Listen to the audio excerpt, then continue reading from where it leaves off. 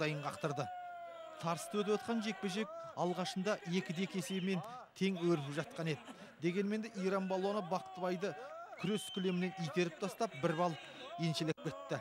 Осындай айла әдіс Жапонның сумо күресінде ғана болатындығын білетін көпшілік біраз даудамай көтерді. Ал кілем төріндегі төреші болатын болса, өз айтқаннан қайтпай тұрып алды. Ирандықтар өзінің ұлттық күресінен қалай ұтылмаудың жолын тауып кетсе керек. Қалай десек те Бақтыбай қисықып, Иран ұлттық күресінің күміс жүлдесін жеңіп алды. Бұл деген қазақ күресімен айналысып жүрген балуандардың өзге күрес түрлерінен де салтанат құралатындығын нақты дәлелдеп берсе керек. Дүниежүзілік қазақ күрес федерациясының президенті Серік Адамлы Түкеев мырза ұлттық құраманы осындай дүбір жарысқа алып бару оңайға түспепті. Әрине, жол қаражатының өзі қалтаны ұратыны сөзсіз.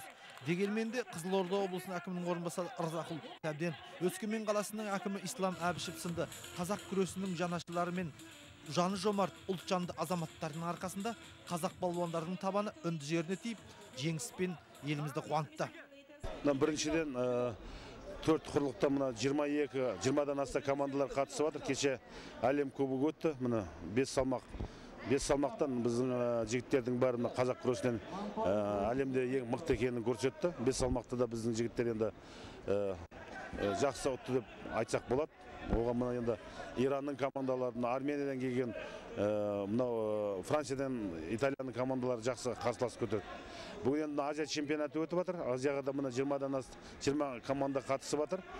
Бұл енді біздің қазақ күресіміздің жоғарылап жылдан жылға өсіп келатқанын көрсетеді. Өйткені жаңадан елдер қосылып жатыр. Мынау открытый ашық чемпионат қылып мынау Европаны да жіберіп жатырмыз. Бұл енді біздің қазақ күресін аз көптеп осылай үйрете беруіміз керек деп ойлаймын. Басқа елдерге де мемлекеттерге біз таратуымыз керек. Енді мына осы Азия чемпионатын, әлем кубогын өткізіп жатқан осындай Саденов Ырзақұлға үлкен рахметімді